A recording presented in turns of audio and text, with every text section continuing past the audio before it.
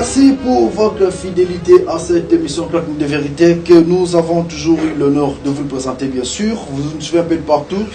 Vous nous avez demandé un invité, c'est bien M. Willy Micheki, Excellence Willy Micheki, comme on peut le dire, un ancien cadre de l'UDPS, ancien vice-ministre dans le gouvernement Bruno Tshibala et, disons, dans le gouvernement Sabi Badibanga. Aujourd'hui, avec son parti Unana, ils sont en train d'évoluer comme il se doit et ils sont en train de réclamer les élections, critiquant les autres, qu'ils cherchent toujours d'être dirigés par les impérialistes en vue de bloquer le processus électoral en République démocratique du Congo. Alors, avec le président Willy Micheki, nous allons un peu chercher à parler sur l'actualité politique, le processus électoral et comment résoudre la crise politique en République démocratique du Congo. À vous tous qui nous suivez, bienvenue à ce nouveau numéro des Clampines de vérité. Président Willy Micheki, bonjour. Bonjour. Vous allez bien? Très bien. Et comment se porte votre parti politique, Unana? Nous, le parti se porte très bien. Je crois que nous sommes parmi les rares partis qui sont implantés dans 23 provinces, si les 26 nouvelles provinces. Donc, nous sommes sereins. Nous avons vraiment hâte d'aller aux élections pour tester cette stratégie de campagne de porte à porte que nous venons d'expérimenter récemment. Alors, il y a certains qui vous appellent, vous êtes ancien cadre de l'UDPS, mais vous avez eu encore à prophétiser sur votre ancien président Etienne Tshisekedi Wamulumba, qui nous a quittés depuis le 1er février 2017. C'était dû à quoi? Comment est-ce que vous avez su qu'il devrait mourir en allant là-bas? Non, c'est-à-dire d'abord que j'ai des liens tout à fait particuliers avec le président Tshisekedi, que son âme repose en paix. Des liens qui dépassent même les relations politiques que nous avions avec lui. Vous savez, j'ai fait mes premiers pas à l'IDPS, où j'ai été cofondateur du parti. Je le suis toujours, parce que cofondateur, on le reste.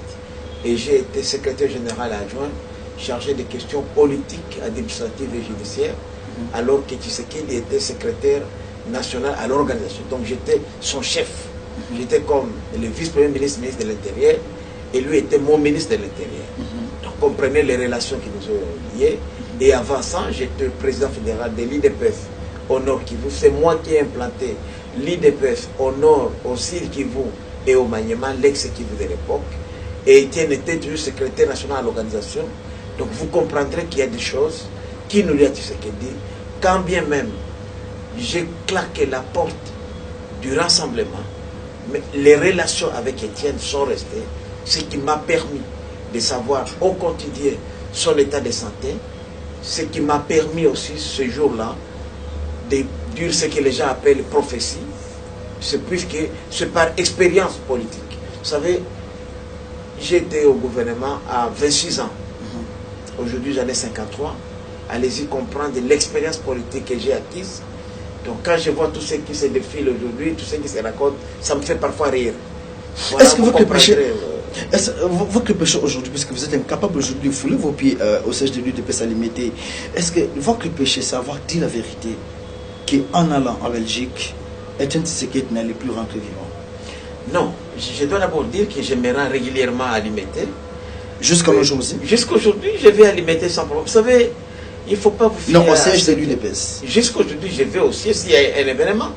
Dernièrement, j'étais invité à une petite activité familiale chez Félix. Je me suis rendu, il n'y a pas de problème.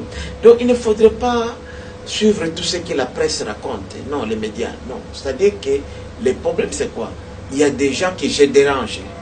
Il y a des gens qui se sont toujours servis du vivant de Tshisekedi comme un tremplin politique.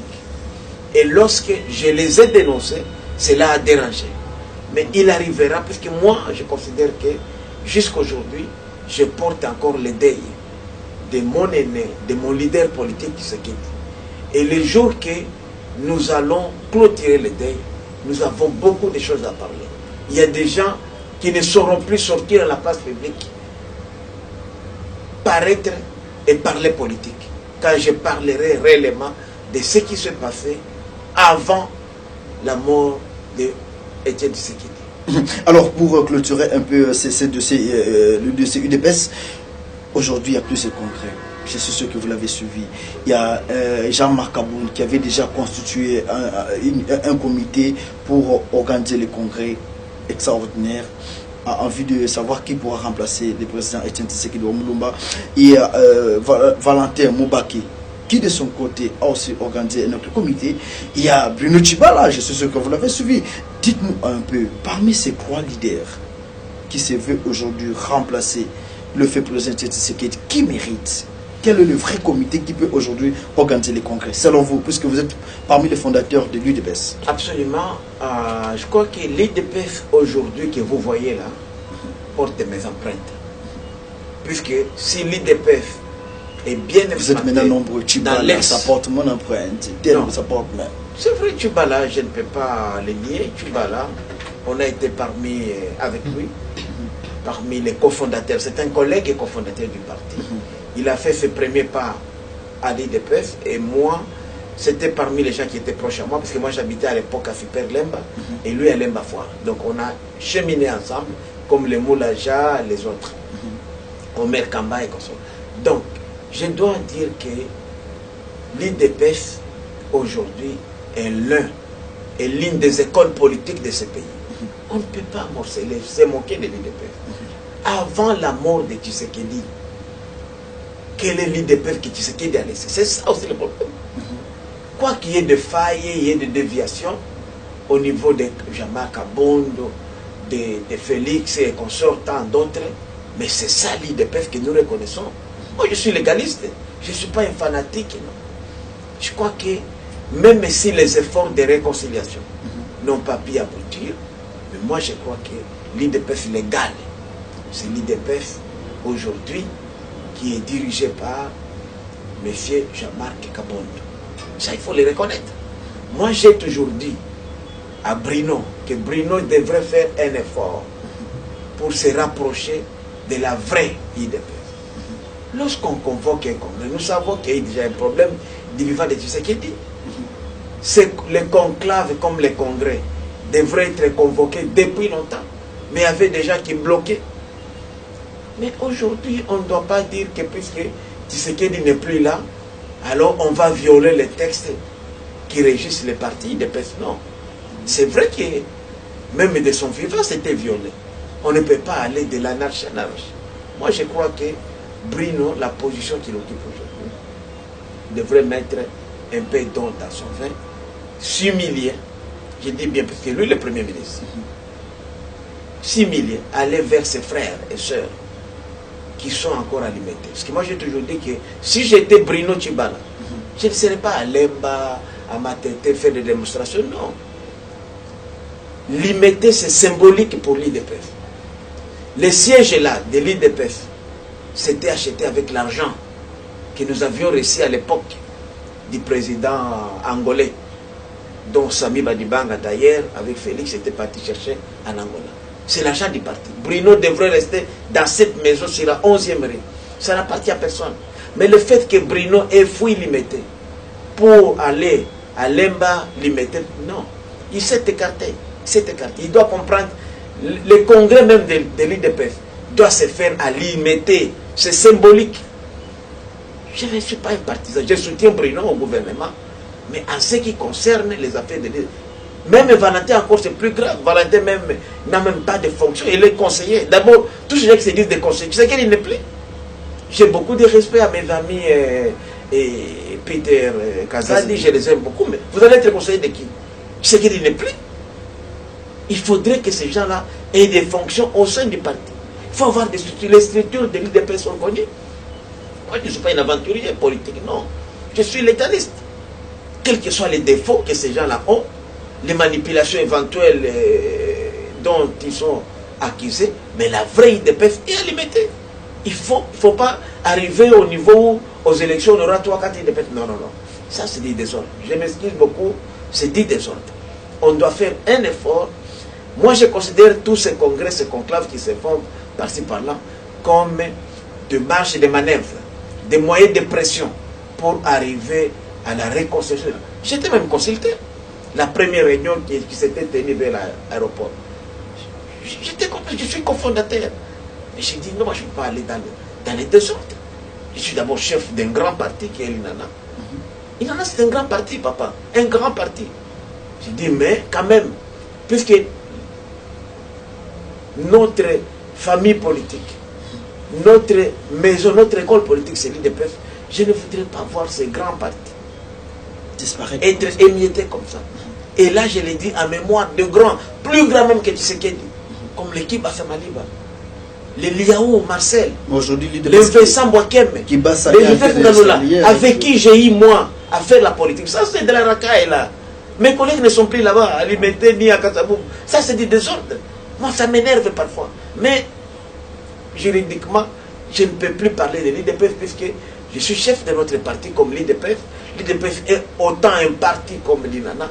Mais je regrette sincèrement que les amis, les jeunes qu'on a laissés, ce sont des jeunes, les Tibala, sont nos jeunes. Parce que les fonctions que nous, on a occupées à l'époque, ils ne les ont jamais occupées.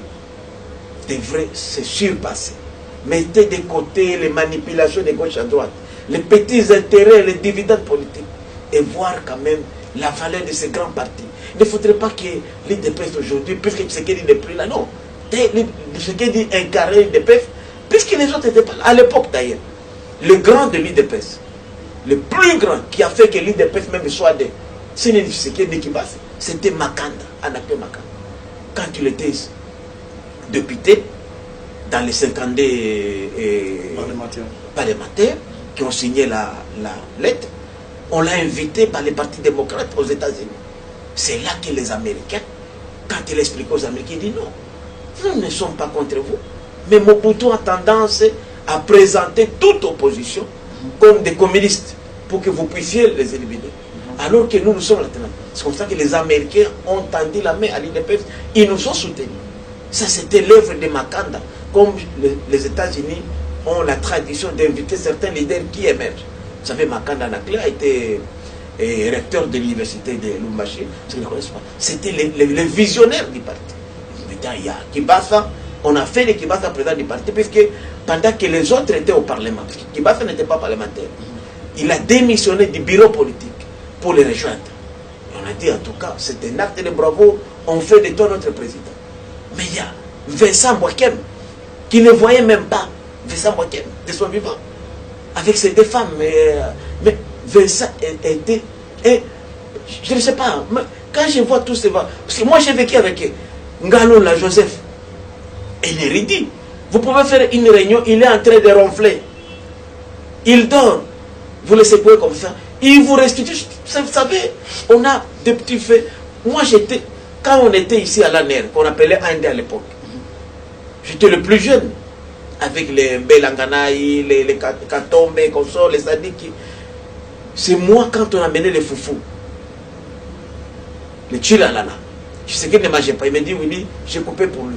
Le matin, le lendemain, quand nous on prenait les petits déjeuners, l'été, c'est lui qui me chauffait. Donc on a quand même des petites choses comme ça donc j'ai même de l'émotion à dire ça. Parce que quand je vois ce qui se fait à l'imiter, c'est une insulte.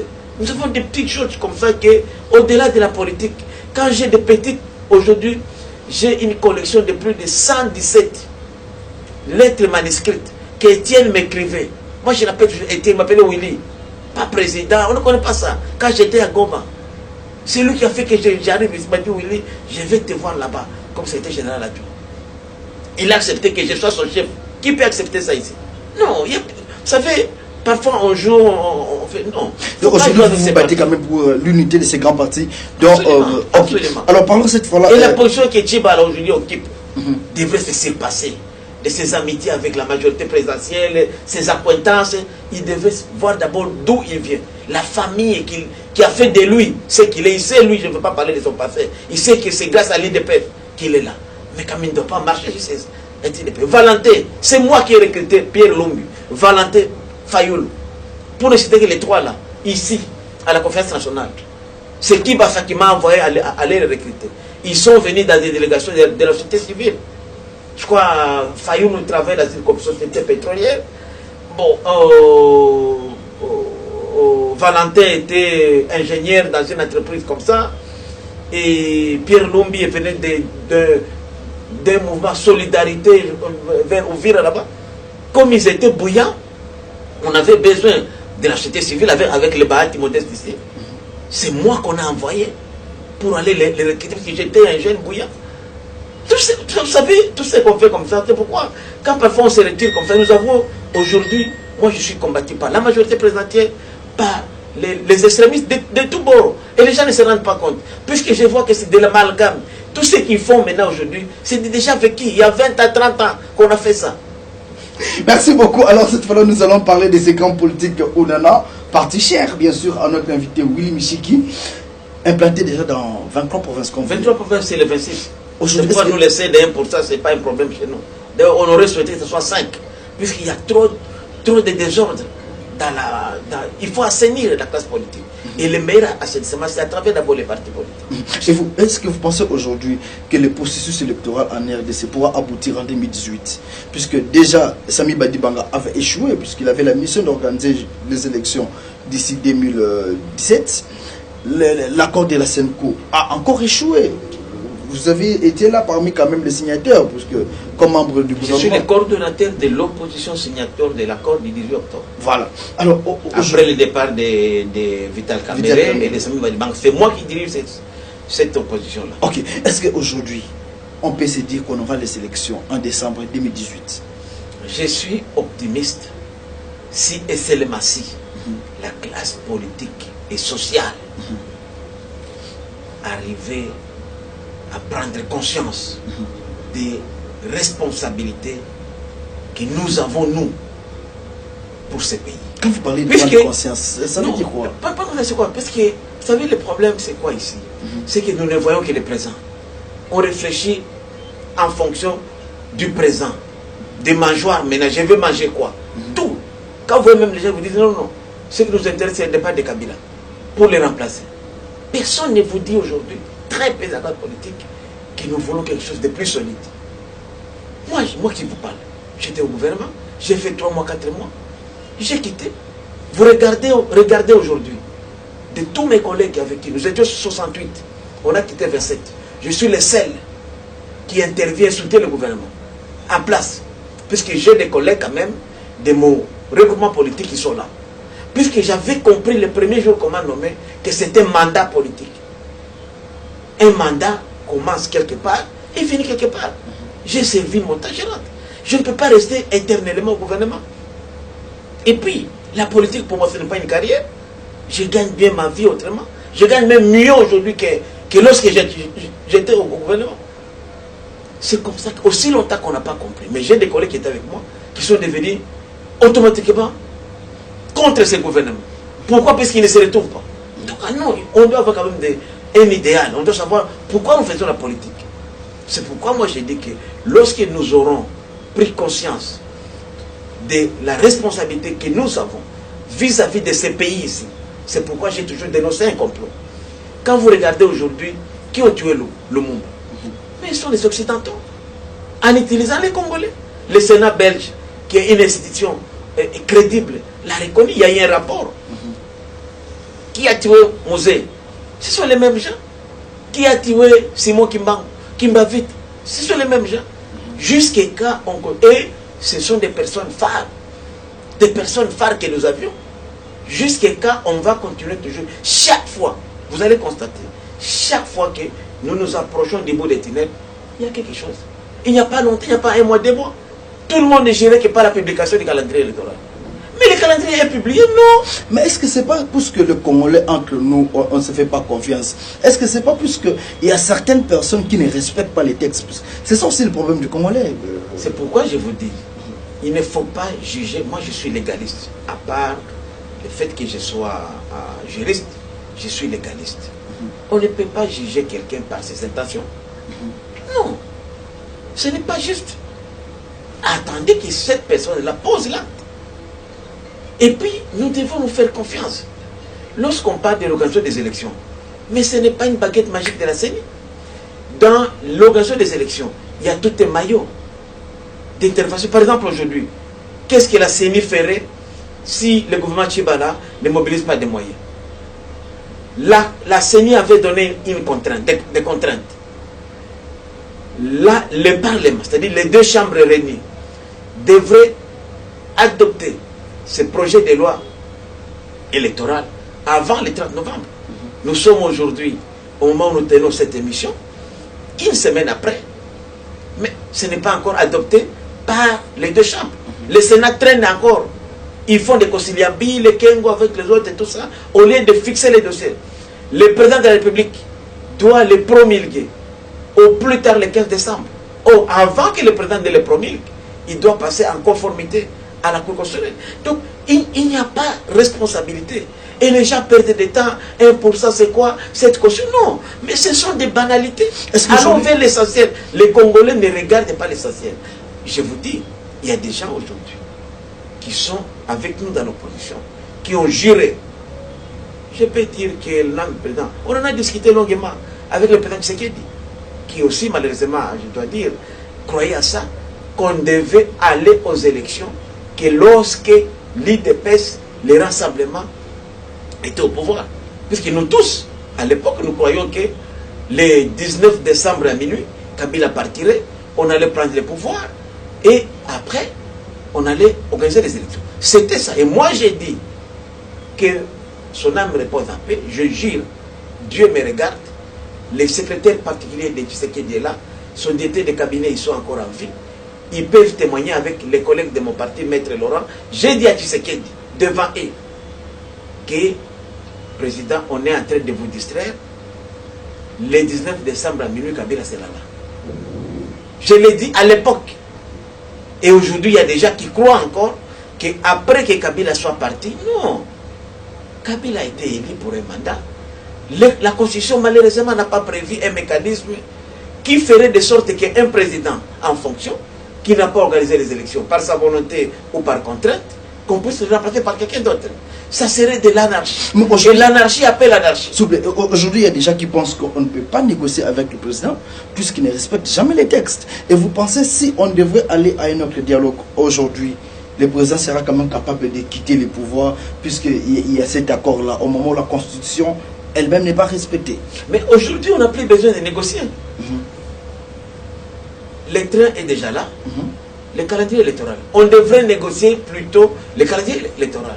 Or, la décision de publication du calendrier électoral est une compétence exclusive de la CENI. C'est constitutionnel.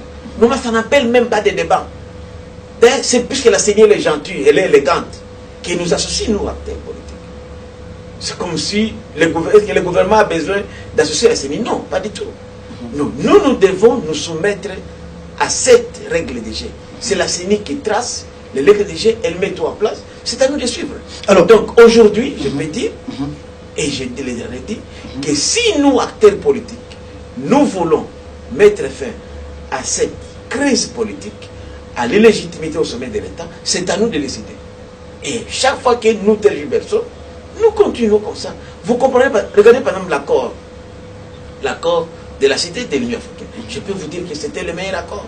Parce que cet accord prévoyait déjà, à l'époque, l'alternance au sommet de l'État. Un certain 8 mai 2018. On prévoyait les élections générales en avril 2018.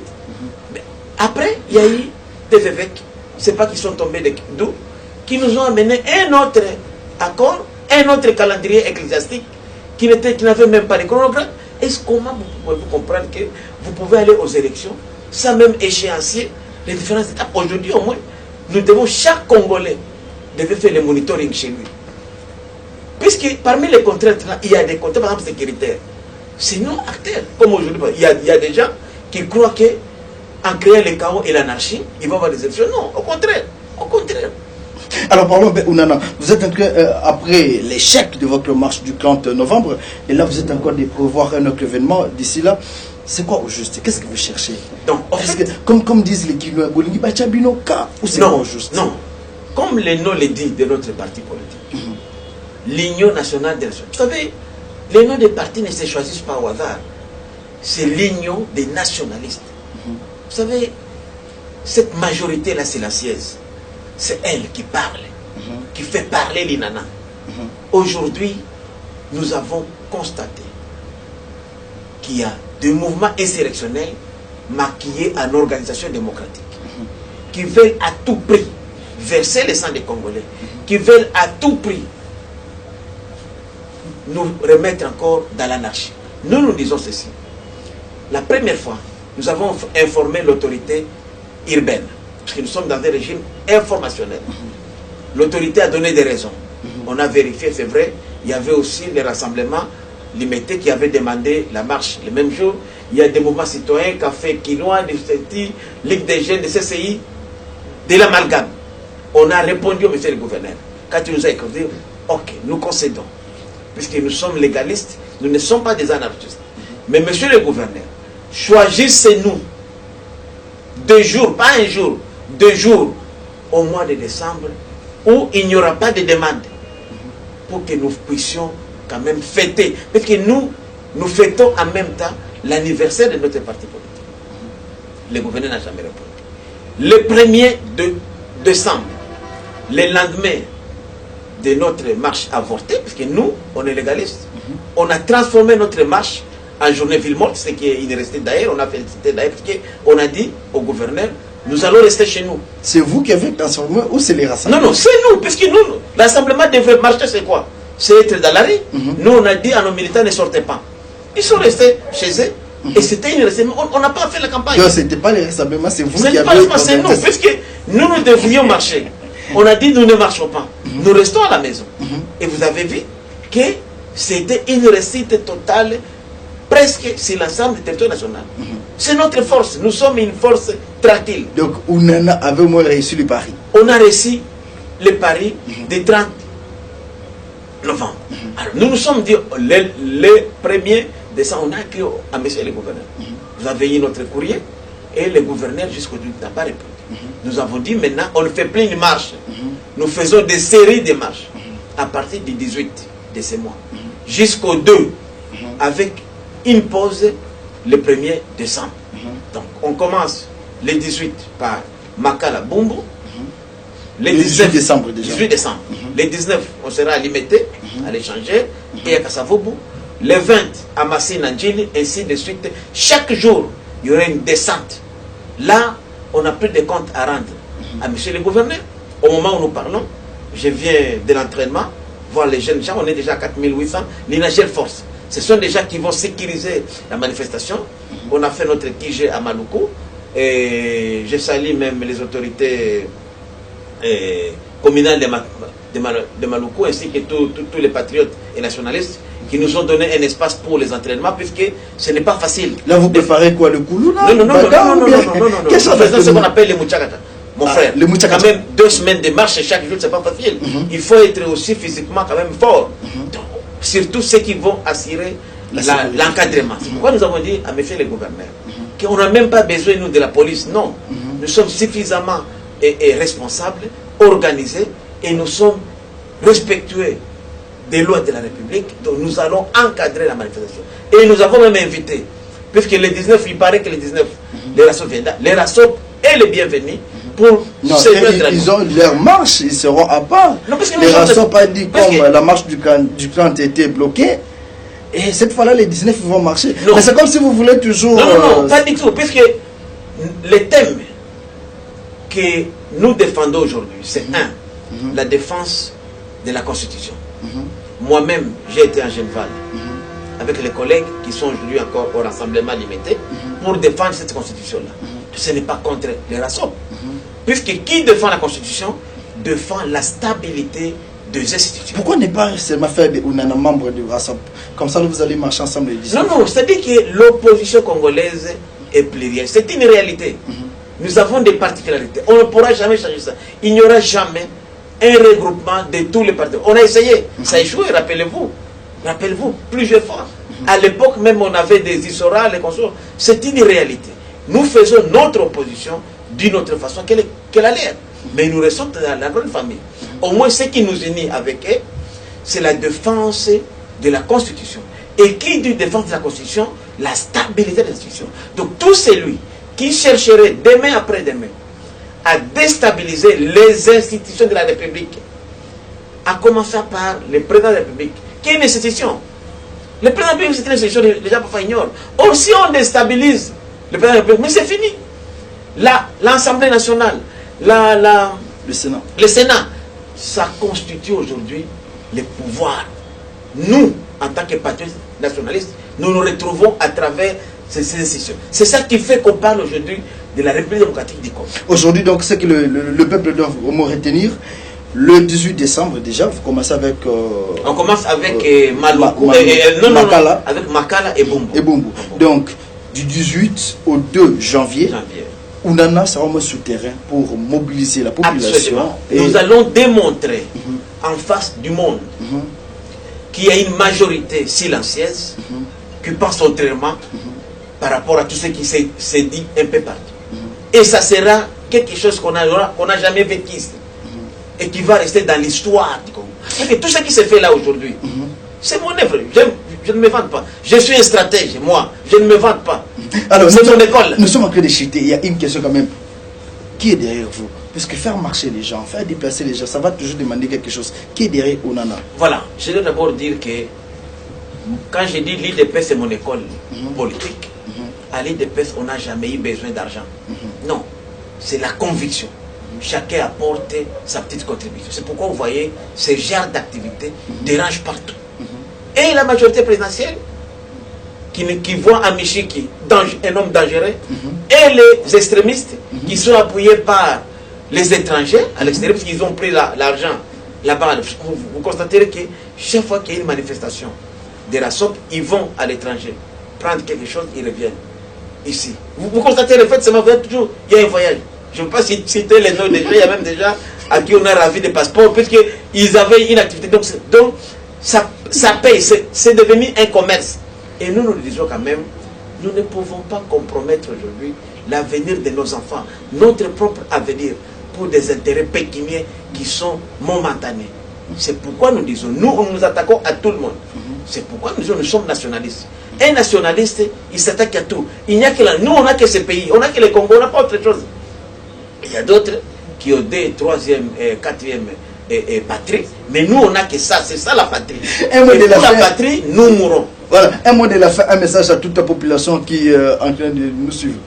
Oui, le message c'est de demander aux patriotes, aux nationalistes, qui se retrouvent dans toutes les organisations politiques, majorité, opposition, société civile, de se mettre debout comme un seul homme et de rejoindre l'INANA et ses alliés dans la série de marches que nous allons projeter à partir du 18 de ce mois pour dire non à la balkanisation de notre pays, non au complot contre la République, non à la déstabilisation des institutions, puisque lorsque les institutions sont déstabilisées, la RDC ne va plus.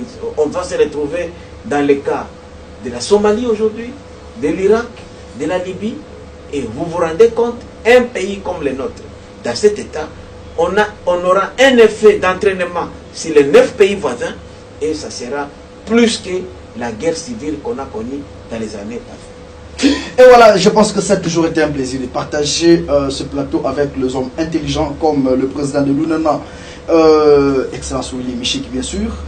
Nous prenons ces grands rendez-vous le 18 à Makala et Bumbu. Et puis la suite, je pense que vous allez le connaître d'ici là. Alors, du 18 au 2 janvier, Ounana sera vraiment sur le terrain pour mobiliser la population. Nous avons besoin de la stabilité et surtout qu'il y ait déjà le calendrier électoral publié. Tous restons ensemble pour arracher les élections en décembre 2018 comme annoncé par la CENI.